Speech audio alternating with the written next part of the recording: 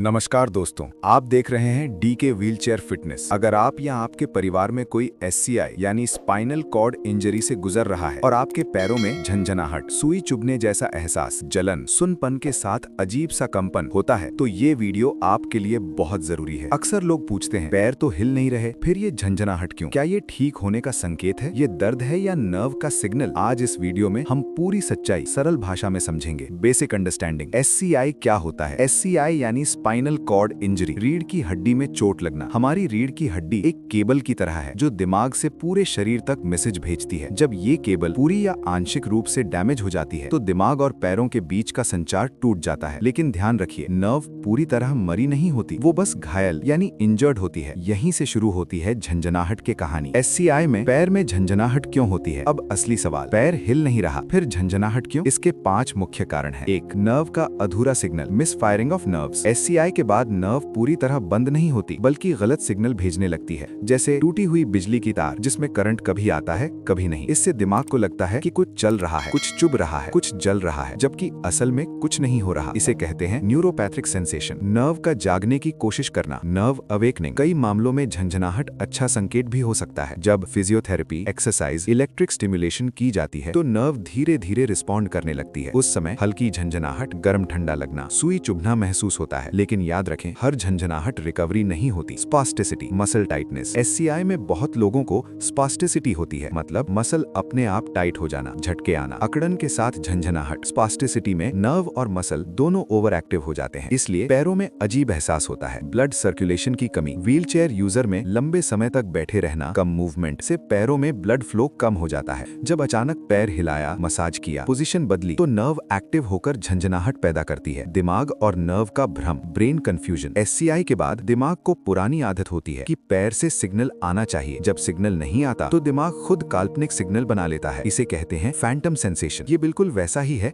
जैसे कटे हुए हाथ में भी खुजली महसूस होना। क्या झंझनाहट खतरनाक है? हर बार नहीं, लेकिन ध्यान देना जरूरी है। अगर झंझनाहट के साथ तेज जलन, रात को नींद ना आना, दर्द असहनीय होना, तो ये हो सकता है न्यूरोपैथिक पेन, जिसका इलाज जरूरी है। क्या झंझनाहट ठीक होने का संकेत है? सच्चाई सुनिए। When there is incomplete SCI, धीरे धीरे सेंसेशन बढ़ रही है, डॉक्टर या फिजियो की निगरानी में है, तो हाँ, ये सुधार का संकेत हो सकता है। लेकिन कंप्लीट एससीआई, अचानक बहुत दर्द, कोई कंट्रोल नहीं, तो सिर्फ झंझनाहट को रिकवरी ना समझें। झंझनाहट कम करने के उपाय। अब सबसे जरूरी हिस्सा, when regular physiotherapy, stretching, passive movement, electric stimulation, सही बैठने की पोजीशन, कुशन का सही इस्तेमाल, हर 30-40 मिनट में पोजीशन बदलना, गर्म पानी से सिकाई, ब्लड सर्कुलेशन बढ़ता है, नर्व रिलैक्स होती है। डॉक्टर की दवा, गैबापेंटिन, प्रीगैबलिन, व्हेन बिना डॉक्टर के नहीं। माइंड रिलैक्सेशन, ध्यान, deep breathing, positive mindset. SCI से जुड़ा मानसिक पहलू। दोस्तों, एससीआई सिर्फ शरीर की चोट नहीं, मन की भी परीक्षा है। झंझनाहट कई बार डर पैदा करती है, लेकिन याद रखिए, आप कमजोर नहीं है, आपका शरीर लड़ रहा है। मोटिवेशनल मैसेज, व्हीलचेयर आपकी पहचान नहीं, आपकी हिम्मत आपकी पहचान है। एससीआई के साथ भी फिटनेस संभव है, हेल्थ संभव है, खुश रहना संभव है, और यही मिशन है डीके व्हीलचेयर फिटनेस का। अगर आपको ये वीडियो समझ आया, दिल से लगा, किसी की मदद कर सकता है, तो थम्स अप, कमेंट में अपनी कहानी लिखिए। चैनल डीके व्हीलचेयर फिटनेस को सब्सक्राइब कीजिए, क्योंकि यहाँ व्हीलचेयर कमजोरी नहीं, ताकत है। धन्यवाद। मस्त रहें, स्वस्थ रहें, जिंदगी में आगे बढ़ते रहें। जय हिंद,